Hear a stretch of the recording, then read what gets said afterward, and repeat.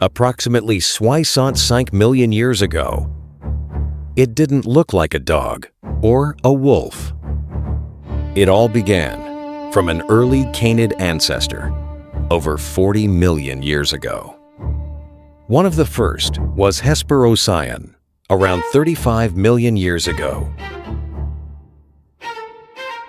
Around 10 million years ago, wolves and foxes split. Then came early Canis, around 6 million years ago. And eventually, the gray wolf, around 1 million years ago. Then, something changed around 20,000 years ago, and some wolves chose to walk with us. And they never left. Today, they walk beside us.